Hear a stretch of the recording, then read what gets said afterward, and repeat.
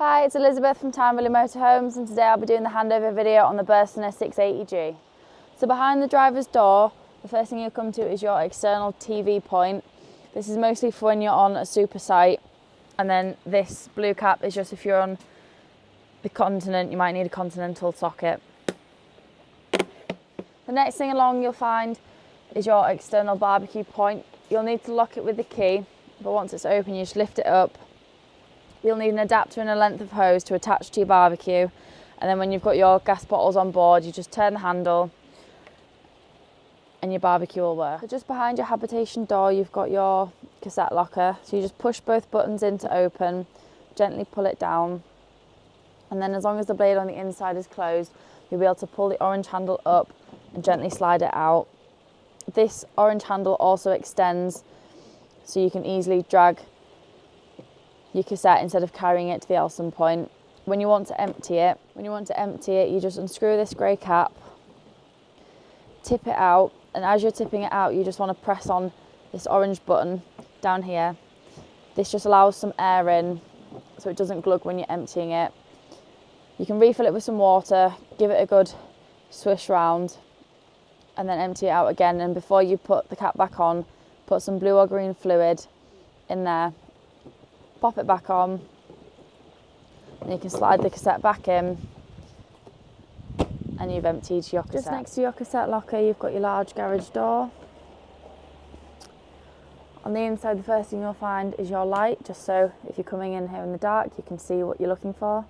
You've also got a spare wheel, you've got some levelling ramps, and then you've got some movable brackets. You've also got 4 movable brackets if you're tying bikes down or any large objects. So at the back of the van you've got your reversing camera. At the rear on the passenger side you've got your large garage door.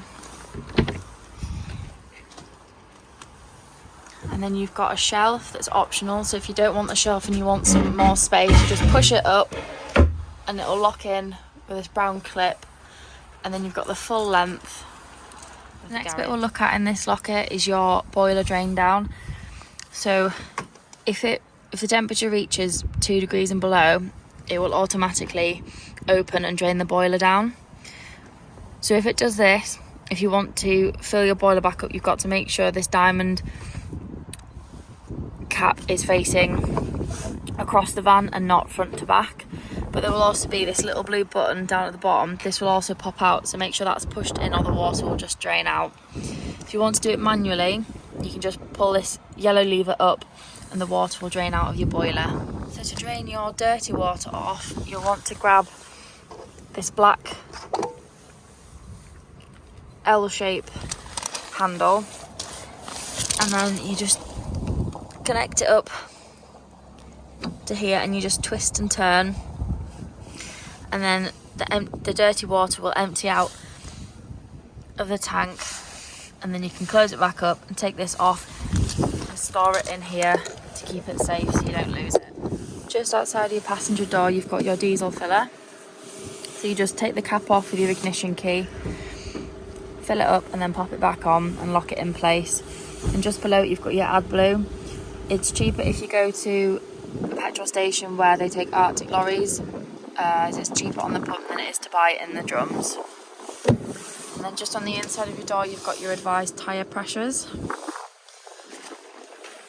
Under the floor next to your passenger seat you've got your engine battery, and then just on the inside of your door you've got your bonnet release. So the main things you want to focus on under your bonnet, you've got your screen washer fluid here, then you've got your engine coolant, you've got your brake fluid, you've got your oil filler, and then you've got your dipstick just here.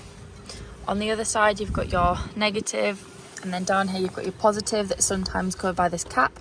So you just lift it up and it'll expose the positive. These are if you want to give or receive a jump start, and then you've also got your weight plates on the front here as well. The first thing you want to do when you get inside your van is turn your power on. You just press the middle button on the left hand side. You'll get your lights and your power. On the other side you've got your water pump, and on the right hand side you can check your fresh water and then your dirty water. And on the other side you can check your leisure battery and your engine battery. Just on the left hand side of the habitation door, you've got all your light switches, so you can individually turn the lights inside on, and you've also got your step. So you press that, the step will come out, and then if you press it in, your step will come in. To turn on the Thetford fridge, you've just got to press the on button down until the blue lights come on. As this is a 3-way fridge, you can pick which energy source you want, or you can have it on automatic, which will just pick the best energy source available at the time. If you want to change it, you just press this square button down until it flashes, and then you can use the arrows to flick through. You can either have it on hookup, engine, gas, or on automatic, and if you click it again, you'll come to temperature, so you can have it on 5 bars all the way down to 1, just depending on how cold you want your fridge and freezer to be. In the bathroom, you've got your sink, and then you've got a cupboard just below it. You've got your toilet. When you want to use it, just make sure you've got your water pump on, and then you can press the blue button and you'll get a flow of fresh water into the bowl.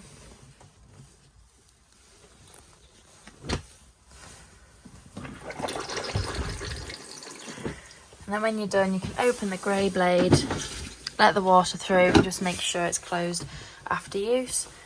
When the cassette is full, you'll get a red light on here letting you know that it's ready to be emptied. Above your sink, you've got your mirror, and then you've also got a large cupboard. To open the skylight, all you have to do is press the button in. Just press the button in, pull the handle back, and then you can leave it open. When you want to close it, just push it forward and then slide it up past the button to lock it in place. Behind both mirrors, you've got a large closet space. So you've got shelves, a long rail to hang your clothes, and 2 drawers. You've also got your aerial in here, so when you want to use it, just unscrew the white cap and then push it up, angle it. You can spin it around, angle it to where everyone else's aerials are pointing, as you'll get a signal, and then tighten it up so it doesn't move around. And before you leave, just make sure you pull it back down so it doesn't get damaged while in transit. Below your mirrors, you've also got a sliding door that leads into the garage for quick and easy access. Next to that, you've also got your shower doors, and then if you want to, you can pull this silver rail down and you can hang your wet clothes, towels, anything that you need drying. You can hang it in here. If you turn the heating on and shut the doors, it becomes really warm and it will dry your clothes really quick.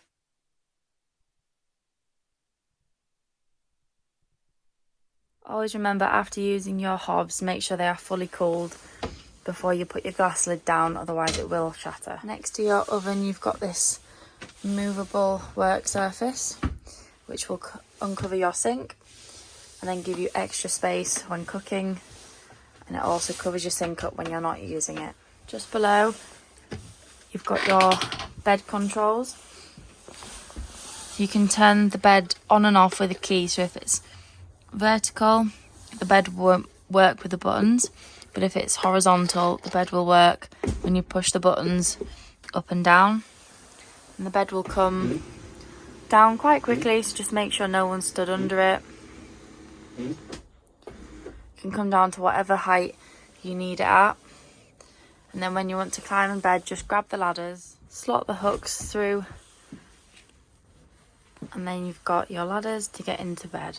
So when making your front lounge area into your double bed, you want to first pull the table up slightly towards you, and then you can push it down all the way and it will lock into place. The next thing you want to do is push it over all the way to the left as far as it will go, so you can pull the support out underneath, push the legs down, and then you can flip the table over you might have to lift the cushions up. So you can put the table all the way down.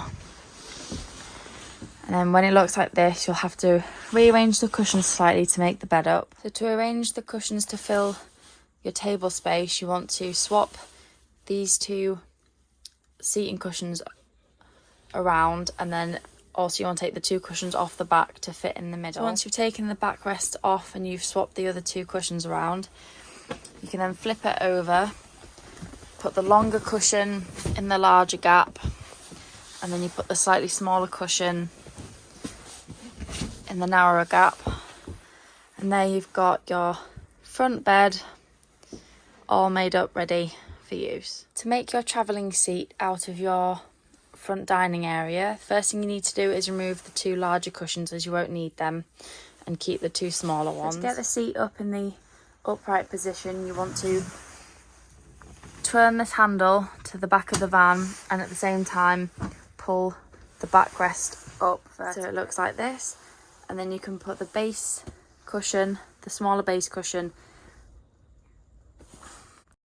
so it looks like that, and then you can take the backrest cushion, place it there, and there you've got a travelling seat ready. So when using your radio, you can flick through different radio stations. You can also connect your phone via Bluetooth to play music. You can also use the sat nav, and then you can also look at your reversing camera. Just below you've got your air controls, and then you've got your hazards. You can lock the van from within inside. You've got your hill descent assist, and on the steering wheel you've got your lights and your indicators. You've got your cruise control just below on the left, and then you've got your wiper controls. Down here you can flick through different options on your dashboard, so you can change the language, you can set your date and time, go through different trips, and then if you've got your phone connected, you can pick up, hang up on phone calls. You can go volume control, and you can also mute the radio as well through your steering wheel.